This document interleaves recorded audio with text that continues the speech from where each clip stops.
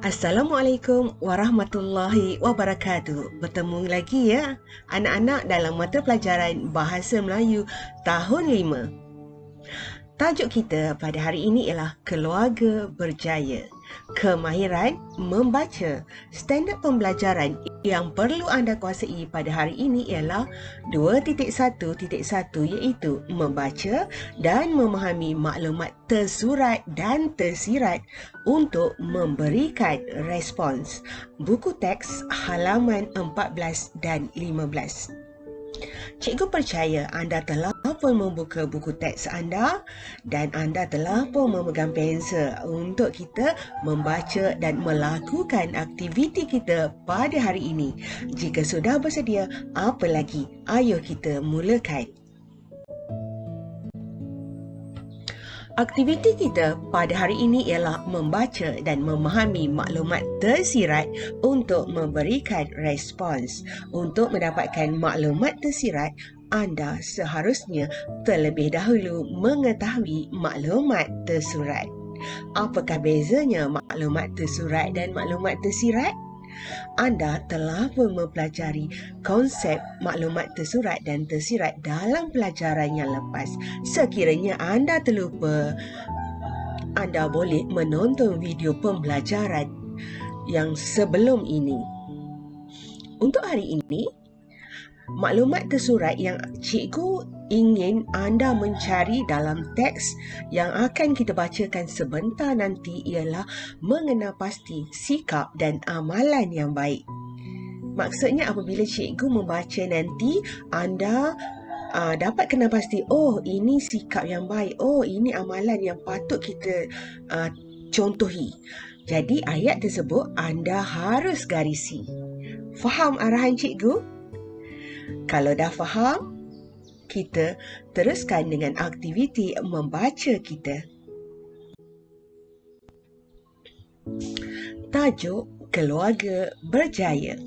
Afifi, Kaijun dan Sofia telah menyertai lawatan sambil belajar anjuran Kelab Pembimbing Rakan Sebaya SK Seri Damai. Mereka ke perkampungan orang asli di Selangor. Lawatan itu untuk beramah mesra dan menyelami kehidupan masyarakat orang asli di sana. Jadi, anda dapat kenal pasti atau tidak? Apakah amalan ataupun sikap yang baik dalam perenggan yang telah cikgu bacakan? Ya, betul. Jawapan anda itu. Ayuh orang lain kita semak sama-sama. Yang pertama, beramah mesra dan menyelami kehidupan masyarakat orang asli. Beramah mesra. Apakah itu beramah mesra dan menyelami kehidupan masyarakat orang asli? Ini kita akan bincangkan sebentar lagi. Kita teruskan bacaan kita ya. Mereka telah diperkenalkan oleh Tok Batin dengan keluarga Encik Anjang. Afifi tertarik akan sikap Encik Anjang dan keluarganya yang mempamerkan raut wajah yang tenang. Tutur kata mereka pula sopan dan penuh beradab. Kehadiran rombongan itu ke rumahnya disambut dengan tangan terbuka. Menurut Tok Batin, keluarga Encik Anjang contoh keluarga yang berjaya di kampung itu. Walaupun Encik Anjang tidak mahir menulis dan membaca, beliau amat mementingkan disiplin dan pendidikan kepada anak-anaknya. Oleh sebab itu, beliau memberikan pendidikan yang sempurna kepada keempat-empat orang anaknya sehingga berjaya. Di bawah itu merupakan gambar anak-anak Encik Anjang. Emaliana menjadi guru, Rosie menjadi doktor, Nasri pula inspektor polis dan akhirnya Zumika merupakan seorang jurutera. Berjaya kan anak-anak Encik Anjang? Kita teruskan dengan sikap yang baik yang terdapat dalam perenggan ini. Kita lihat yang pertama. Betul atau tidak dengan apa yang anda garisi? Sekiranya tidak ada kemungkinan jawapan anda itu kurang tepat. Kita lihat yang pertama ya. Mempamerkan raut wajah yang tenang. Sikap yang baik kan, orang datang dia senyum, wajahnya tenang saja, tak adalah rasa nak marah bila kita tengok takut. Itu yang kedua. Yang ketiga, tutur kata mereka sopan dan penuh beradab. Sebentar lagi kita akan bincang ya. Ini merupakan maklumat tersurat yang ketiga. Seterusnya, Encik Anjang tidak mahir menulis dan membaca. Nanti anda cakap, tadi cikgu kata amalan yang baik. Encik Anjang ni tidak mahir menulis dan membaca. Takkan kita nak contohi perangai yang macam ni? Sebentar nanti cikgu terangkan mengapa ayat ini cikgu ambil sebagai maklumat tersurat. Itu yang keempat ya. Yang kelima, mementingkan disiplin dan pendidikan kepada anak-anaknya. Itu merupakan maklumat tersurat yang kelima. Setakat ini anda dapat faham maklumat tersurat? Kalau dapat, kita teruskan lagi. Kita teruskan. Selain itu, keluarga Encik Anjang amat disayangi oleh penduduk kampung. Hal ini dikatakan demikian kerana anak-anak mereka sanggup berbakti kepada masyarakat sekitar kampung walaupun telah mempunyai kerjaya masing-masing. Apakah maklumat tersurat dalam perenggan ini? Dapat? Bagusnya. Kita semak betul ke salah ke jawapan anda itu.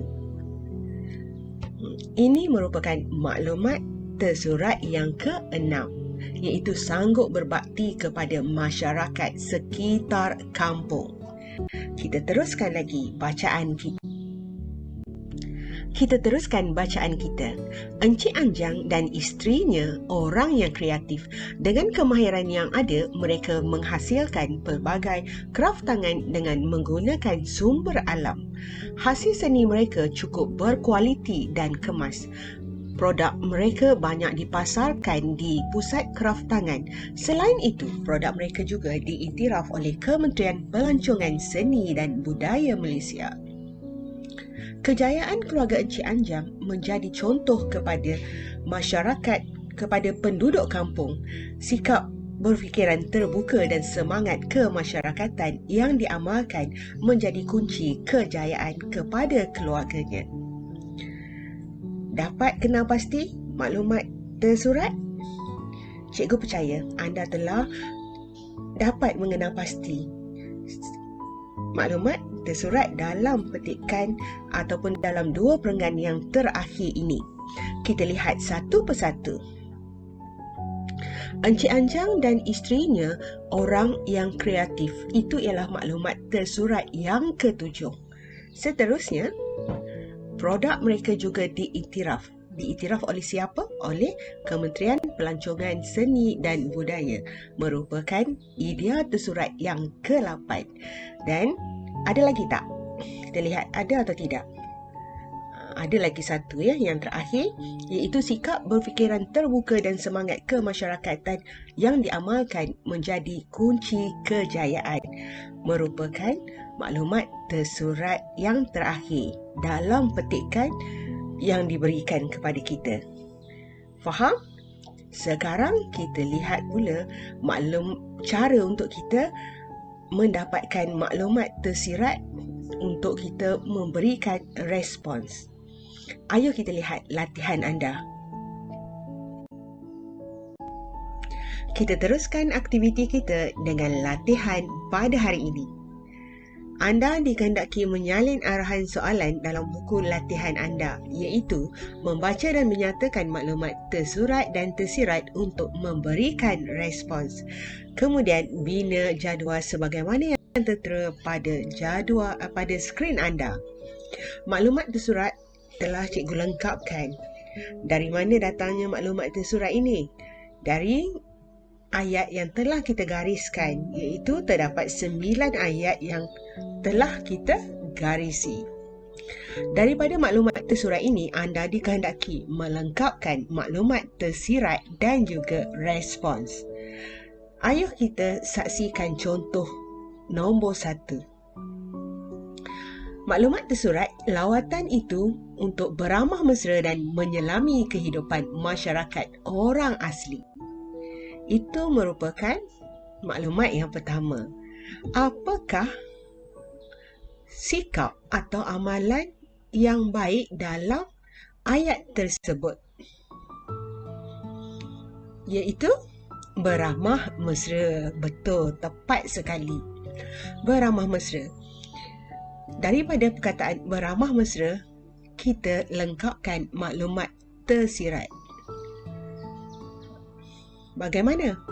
Maklumat tersirat ni kita tanya semula, bagaimana cara kita nak beramah mesra?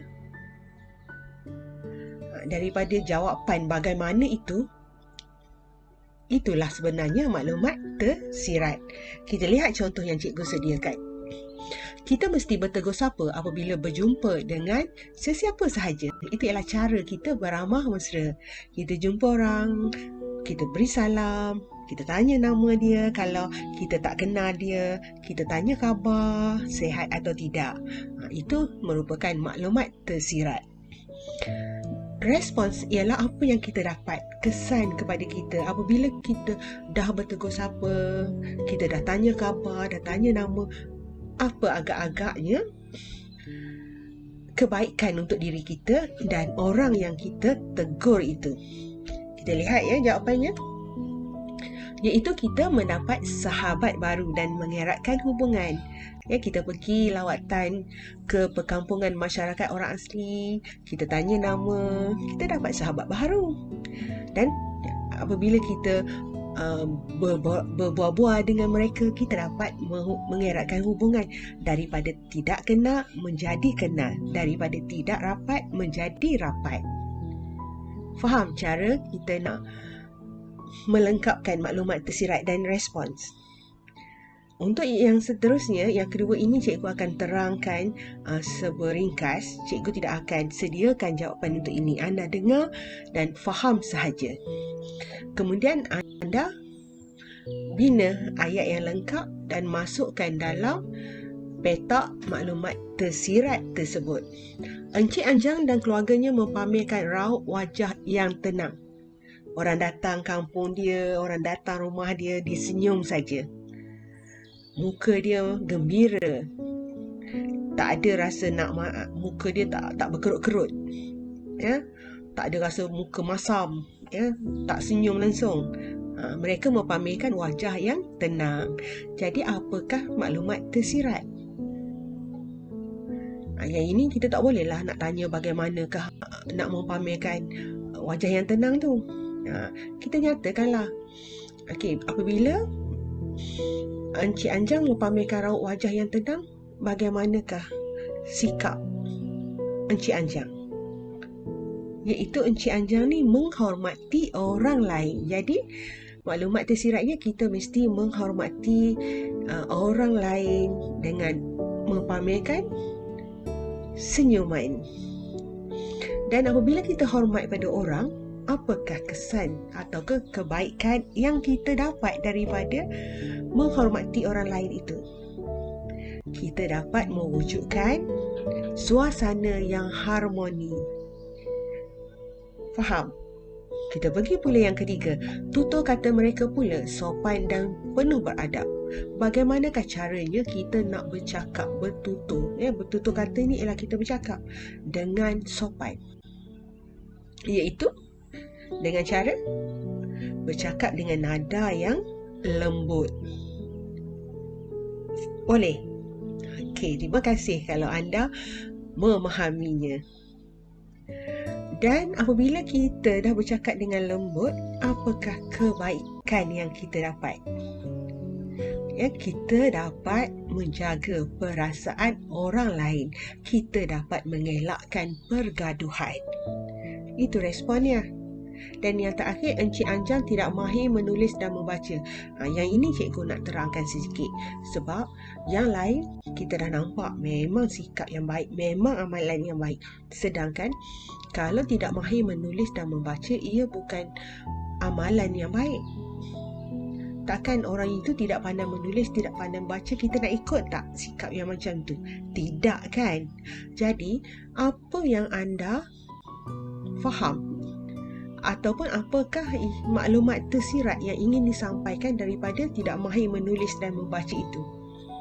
Kita kena buat apa? Kita kena belajar menulis dan membaca sehingga mahir. Apabila kita dah mahir menulis, mahir membaca, apakah kebaikan yang kita dapat? Kita mendapat ilmu pengetahuan. Dan kita juga tidak mudah ditipu oleh orang lain. Faham? Kalau anda faham, anda lengkapkan maklumat tersirat dan respon untuk yang kedua, tiga dan yang keempat. Cikgu telah membincangkan 4 maklumat tersurat. Yang pertama sehingga yang keempat. Dan cikgu juga telah bincangkan maklumat tersirat dan juga respons. Untuk yang seterusnya, cikgu nak anda buat sendiri. Cari apakah maklumat tersirat di sebalik maklumat yang diberikan, iaitu maklumat tersurat, dan seterusnya memberikan respons terhadap maklumat tersirat tersebut. Boleh kan? Pasti boleh. Cikgu percaya dengan anda. Begitu juga dengan 2 lagi maklumat tersurat yang diberikan sebagaimana yang tertera pada skrin anda. Anda cuba, anda usaha, tak faham, bertanya, berbincang dan seterusnya melengkapkan maklumat tersirat dan respon ini. Itu saja latihan anda untuk hari ini.